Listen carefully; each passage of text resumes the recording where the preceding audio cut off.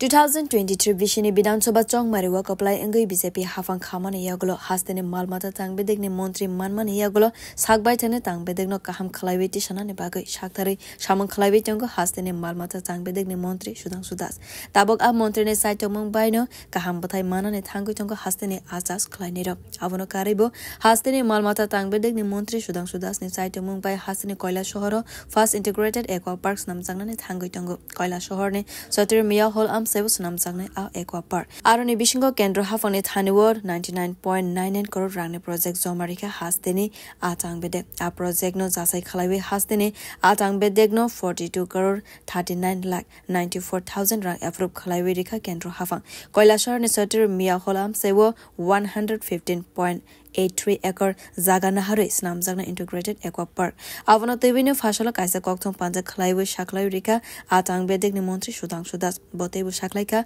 Hastini 95% Borok Asawo Bishibrum no 1,15,000 metric ton Nangotongo Fiaba 2023-24 Bishine Rangtongo Hastowe 85,000 metric ton Jas Klaisaka Abonu Bagano 30,000 a father Hastini Tobuzakatongo Fiaba Financial father Hastini Atovunani Nangiani Bagano integrated Aqua Parks Namnani Bagai Yaprina Harka Hastini Atangbedek integrated Aqua Park ne Bishingte Bishua 600 to 700 metric ton asas khlaijagna khanai khaklaika Montri integrated Aqua Park sengsazake 1300 lukurok shebok manai khanai bo saka Montri avona karaibo hasteni vekar shikla shikli rogna ajimongni lama rina ne bagai pradhan mantri a sampadana yojna ne bishingte 50 fishery rickshaw bagjaknai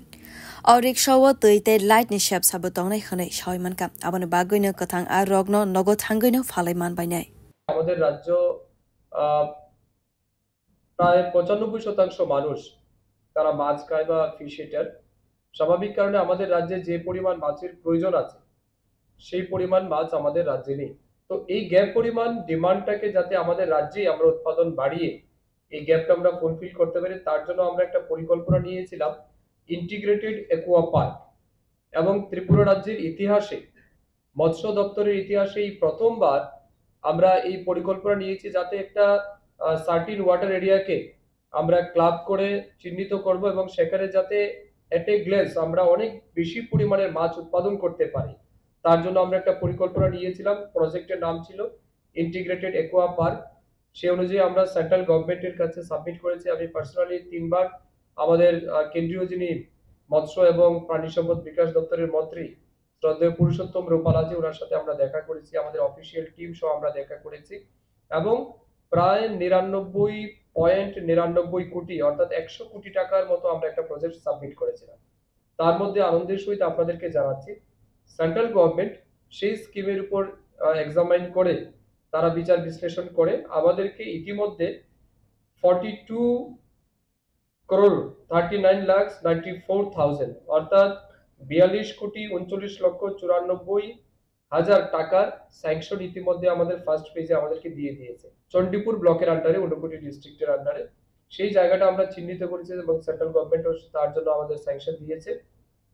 almost 43 কোটি 43 crore আমরা sanction পেয়ে গেছি out of 100 crore first পেজে এটা আমরা পেয়েছি তো এটা আমি মনে করি গোটা ঊনকোটি বাসীর জন্য এবং রাজ্যবাসীর জন্য একটা অত্যন্ত সুখবর এই ইন্টিগ্রেটেড অ্যাকোয়া পার্ক কি এবং তার মাধ্যমে কি বেনিফিট আমরা পাবো সেটা আমি আপনাদেরকে বলার চেষ্টা করছি আমরা আশা করছি এই পরিমাণ এরিয়াতে যখন আমরা মাছ চাষ শুরু করব অলমোস্ট আমাদের প্রত্যেক বছর 6 থেকে 700 মেট্রিক টন মাছ সেই জায়গা থেকে আমরা উৎপাদন করার আমাদের সুযোগ রয়েছে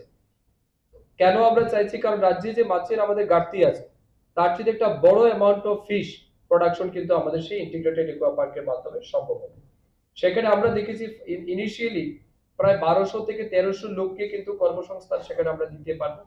ফাশালে কক্থং পাঞ্জাব মন্ত্রী লগেও মানজাকা হাস্তেনে আ মালমাতা তাংবেদেগনে চিফ সেক্রেটারি তে তাংবেদেগনে ডাইরেক্টর ব্যুরো রিপোর্ট কক্ষরা